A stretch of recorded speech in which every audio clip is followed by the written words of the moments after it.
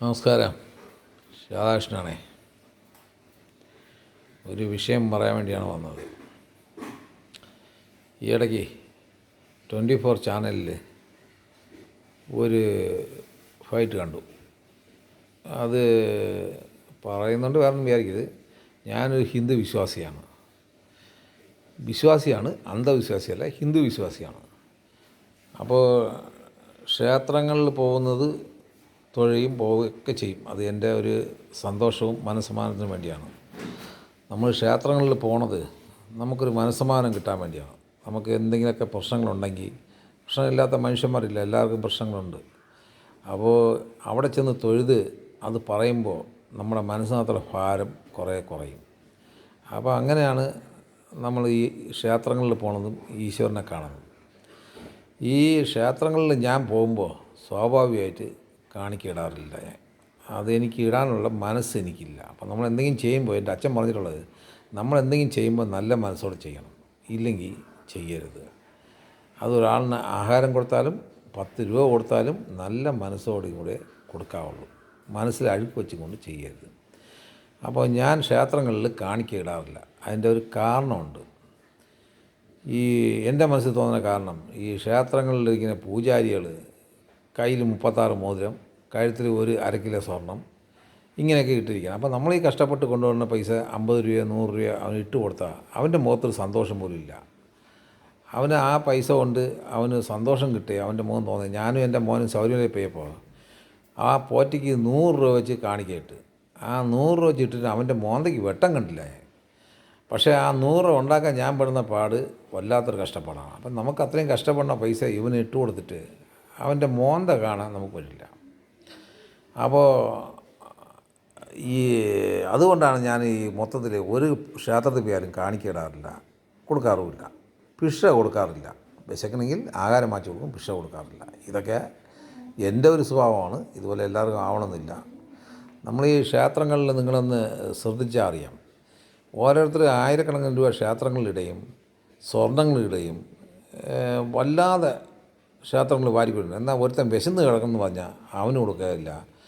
നമ്മളെ ഇഷ്ടംപോലെ ആൾക്കാർ, ഈ ക്യാൻസർ രോഗികളും പിന്നെ എൻഡോസൾഫാൻ്റെ അസുഖം പിടിച്ച് ബാധിക്കും, അങ്ങനെയൊക്കെ ഒരു വീടില്ലാത്തവരും, വളരെ കല്യാണം കഴിച്ച് അയക്കാൻ പറ്റാത്ത ഒരുപാട് പാവപ്പെട്ട കുടുംബങ്ങളും അങ്ങനെയൊക്കെ ഉണ്ട്. പക്ഷേ അവർക്കൊന്നും ആരും ഒരു പവൻ്റെ ഉരുപ്പടിയോ 100 രൂപയോ കൊടുക്കാൻ മടി. പക്ഷെ അങ്ങനെ കൊടുക്കുന്ന ആൾക്കാർ ഒരുപാട് പേരുണ്ട് കേട്ടോ. എല്ലാവരെയും ആശ്രയിച്ചല്ല പറഞ്ഞത്. അങ്ങനെ നല്ല മനസ്സുള്ള ആൾക്കാർ 90% ആൾക്കാരുണ്ട്, അതില്ലൊന്നുമില്ല.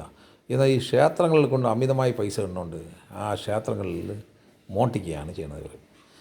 എൻ്റെ മോനെ 1 വയസ്സായപ്പോൾ തൂക്കാൻ വേണ്ടി, ഞാനൊരു ദേവി ഭക്തനാണ്, ക്ഷേത്രത്തിൽ തൂക്കാൻ കൊണ്ടുപോയപ്പോൾ അന്ന് 501 രൂപ, ഇത് ഞാൻ പറഞ്ഞ 20 വർഷത്തിന് മുമ്പുള്ള കാര്യമാണ്, 501 രൂപ അന്ന് ചാർജായിരുന്നു. ആദ്യം 51 രൂപയായിരുന്നു, പെട്ടെന്ന് ഒരു പാർട്ടി ഏറ്റെടുത്തപ്പോൾ 501 രൂപയായി. അപ്പോൾ ഞാൻ ചോദിച്ചടേ, ഈ 501 രൂപ സാധാരണക്കാരനെ കൊണ്ട് താങ്ങുമോ ഇത്രയും വലിയ തുക? അപ്പോൾ അതിലുള്ള പ്രസിഡൻ്റ് അവൻ പറഞ്ഞത്, ഉള്ളവൻ ചെയ്താൽ മതി, ഇല്ലാത്തവൻ ചെയ്യണ്ട, അങ്ങനെ പറഞ്ഞു. അതെനിക്ക് മാനസികമായിട്ടൊരു പ്രയാസമായി. അപ്പോഴാണ് എനിക്ക് ഓർമ്മ വന്നത്, ഈ ശ്രീകൃഷ്ണൻ്റെ ലക്ഷക്കണക്കിന് സ്വർണം വെച്ച് തൂങ്ങിയില്ല, ഒരു തുളസിയില വെച്ചപ്പോൾ അത് തൂങ്ങി. തുളസിയില എന്ന് പറഞ്ഞാൽ മനസ്സെന്നാണ്. അപ്പോൾ ഞാൻ എന്ത് ചെയ്തു, എൻ്റെ മോനെ കൊണ്ട് മുടിപ്പേരുടെ ഒരു വലതും കറങ്ങിയിട്ട് ഞാൻ കൊണ്ടുപോകുന്നു എന്നും പറഞ്ഞ് എൻ്റെ പിള്ള ഇന്നും സന്തോഷമായിട്ട് നല്ല രീതിയിൽ തന്നെ അവൻ ജീവിച്ചു പോകുന്നത്. അപ്പോൾ ഇതൊക്കെ ഒരു വിശ്വാസമാണ്. പക്ഷേ ഇതുകൊണ്ട് പൈസ ഉണ്ടാക്കാനും ഒരുപാട് പേര് ഇതുകൊണ്ട് ജീവിക്കാനും നമ്മളെ പറ്റിക്കാനും ചെയ്യുന്നത്. ഇത് പറയേണ്ട കാരണം, ഈ ശ്രീകണ്ഠനായ ഷോയിൽ കുറേ കൈനോക്കുകാരന്മാരൊക്കെ വന്ന് നിന്ന് പ്രേതത്തിനെ കണ്ടു, അത് കണ്ടു, ഇത് കണ്ടു എന്നൊക്കെ പറഞ്ഞു. ഞാൻ രാത്രി 12 മണിക്ക് 1 മണിക്കുമൊക്കെ ഞാൻ മിക്കവാറും യാത്രയാണ്. രാത്രി 12 മണിക്ക് 1 മണിക്ക് യാത്ര ചെയ്യണത് മോട്ടിക്കാനൊന്നുമില്ല കേട്ടോ. ഞാനൊരു തട്ടുകട ചെയ്യാണ്. അപ്പോൾ അത് അടച്ചിട്ടൊക്കെ വരുമ്പോൾ 1 മണി 2 മണിയൊക്കെ ആവും. അപ്പോൾ അപ്പോഴൊന്നും ഞാൻ ഇത്രയും കാലമായിട്ട് അങ്ങനെ ഒരു സാധനമൊന്നും കണ്ടില്ല. ഇത് വിദ്യാഭ്യാസമുള്ള ആൾക്കാരാണ് ഈ പ്രേതം കണ്ടു, കാലില്ലാതെ സംസാരിച്ചു, വീട്ടിനകത്ത് കയറി എന്നെ വിളിച്ചു, എൻ്റെ പേര് പറഞ്ഞ് വിളിച്ചു എന്നൊക്കെ അയാൾ ഇത്രയും പ്രായമുള്ളൊരു വ്യക്തി പറയാണ്. അപ്പോൾ ഇത് പറയുമ്പോൾ ഇത് ഒരു ഭയങ്കര മെസ്സേജാണ്, ആൾക്കാരെ പേടിപ്പിക്കാം. ഈ പേടിപ്പിക്കുന്നുണ്ട് ഈ മന്ത്രവാദികൾ ഇതുകൊണ്ട് ജീവിക്കും. യുവന്മാർ ഹിന്ദുക്കളെ ചൂഷണം ചെയ്യുന്ന കുറേ എണ്ണമുണ്ട്. അത് ഹിന്ദുക്കളെ കൊണ്ട് ജീവിക്കുന്നവന്മാരാണ്, അല്ല ഹിന്ദു എന്നല്ല. ഹിന്ദു എന്ന് പറഞ്ഞാൽ എനിക്ക് ഭയങ്കര ഇഷ്ടമുള്ളൊരു മതമാണ്. ഇനി ഒരു ജന്മം ഉണ്ടെങ്കിലും ഹിന്ദുവായിട്ട് ജീവിക്കണം, ഹിന്ദുവായിട്ട് മരിക്കണം, അതാണ് എൻ്റെ ആഗ്രഹം. കാര്യം ഒരു ഫ്രീ ഭരണമുള്ള മതമാണ്. ഈ ക്രിസ്ത്യൻ മതത്തിലാണെങ്കിൽ ഞായറാഴ്ച പള്ളിയിൽ പോകണം, അവർക്ക് ദശാവതാരം എന്ന് പറഞ്ഞ് പൈസ കൊടുക്കണം, ഒരു മാസം ഒരു വീട്ടിൽ ഇത്ര രൂപ എന്ന് പറഞ്ഞ് കൊടുക്കണം. പിന്നെ അതുപോലെ തന്നെ മുസ്ലിം പള്ളിയിൽ വെള്ളിയാഴ്ച പോകണം, അവർക്ക് വരി പോയില്ലെങ്കിൽ വരി പൈസ ഉണ്ട്. ഇത് കല്യാണത്തിന് സമയത്ത് ഇതെല്ലാം കൊടുത്താലേ ഓതിയാലേ വരുള്ളൂ. പക്ഷേ ഹിന്ദുവിൽ അങ്ങനെയൊന്നുമില്ല. ഒരു സ്വാതന്ത്ര്യമുള്ള മതമാണ്.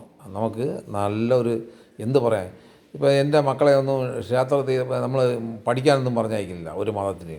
അവൻ നമ്മൾ ക്ഷേത്രങ്ങളിൽ പോകാനൊക്കെ നമ്മൾ പറഞ്ഞ് നിങ്ങൾ പോകണം, പോയി തൊഴണം എന്നൊക്കെ പറഞ്ഞ് തന്നെയാണ് അവർ ഈ ക്ഷേത്രങ്ങളിൽ പോണതും പിന്നെ ഒരു ഹിന്ദുവായിട്ട് ജീവിക്കുന്നതും ഇതൊക്കെ.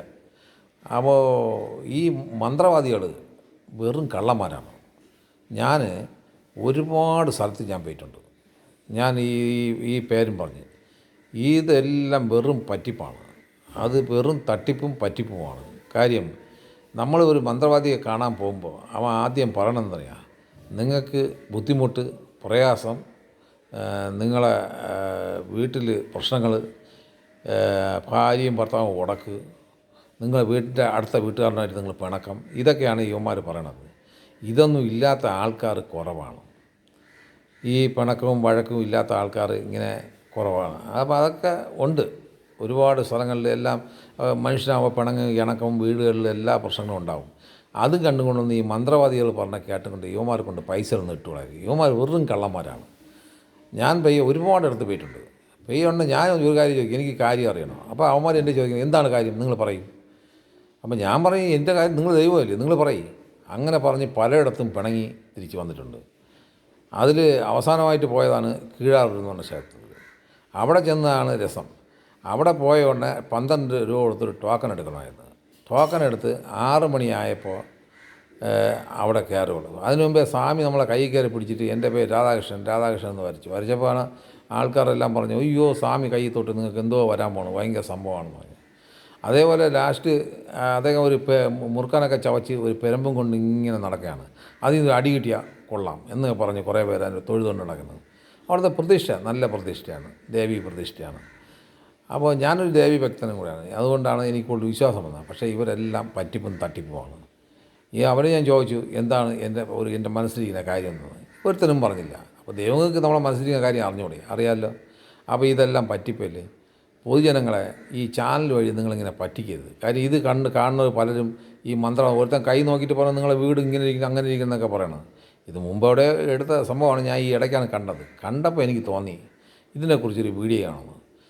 ഹിന്ദു വിശ്വാസിയായി ഇരുന്നിട്ട് ഹിന്ദുക്കളെ പറ്റിക്കണവന്മാരാണ് ഏറ്റവും കൂടുതലുള്ളത്. അത് എല്ലാ രീതിയിലും. അതിന് നമ്മൾ സാധാരണപ്പെട്ട ഹിന്ദുക്കൾക്ക് പ്രയാസം വരുമ്പോൾ ഒരു പ്രയാസമുള്ളവരാണ് ഇവന്മാരെ പോലെ കാണുന്നത്. ആ സമയങ്ങളിൽ ഇവന്മാർ അവരെ ശരിക്കും ചൂഷണം ചെയ്യും. അതുകൊണ്ട് ആ ചൂഷണത്തിൽ വീഴാതെ നമ്മൾ ഹിന്ദു ആചാരപ്രകാരം ജീവിക്കുന്നതാണ് ഏറ്റവും നല്ലത് എന്നാണ് എനിക്ക് തോന്നുന്നത്. ക്ഷേത്രങ്ങളിൽ പോണത് ഏറ്റവും നല്ല കാര്യമാണ്. നമുക്കൊരു മനസ്സമാനം കിട്ടും.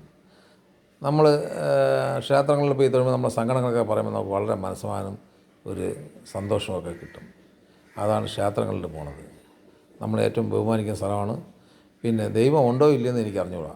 എൻ്റെ മനസ്സിൽ ഉണ്ടെന്നാണ്. ചിലപ്പോൾ ഇല്ലെന്ന് ആൾക്കാർ പറയുമായിരിക്കും. അത് അവരവരെ വിശ്വാസം, തൻ്റെ വിശ്വാസം തന്നെ രക്ഷിക്കും എന്നാണ് പറഞ്ഞത്. ഈ മന്ത്രവാദികളെ നിങ്ങൾ ഒരിക്കലും വിശ്വസിക്കരുത്. വെറും കള്ളന്മാരാണ് അവന്മാർ. നമ്മളെ പറഞ്ഞു പറ്റിക്കാൻ ഒരു ദൈവം ഭൂമിയിൽ വന്ന് ഇത് ചെയ്യുമെന്ന് പറഞ്ഞാൽ മനുഷ്യനെ ദോഷമായി ഒരു ദൈവവും ദോഷപ്പെടുത്തുകയില്ല. പിന്നെ പറയാൻ ഒരുപാടുണ്ട്. ഞാനിത് ചുരുക്കി പറയാം. എൻ്റെ മോൻ പറഞ്ഞ് ഒരുപാട് സംസാരിക്കുന്നത് ശരിയല്ല എന്ന് തോന്നി. അതുകൊണ്ട് ഇത് ഇത്രയും നിർത്തിയിട്ട് ഇനി അടുത്ത വീഡിയോയിൽ ഞാൻ ബാക്കി പറയാം.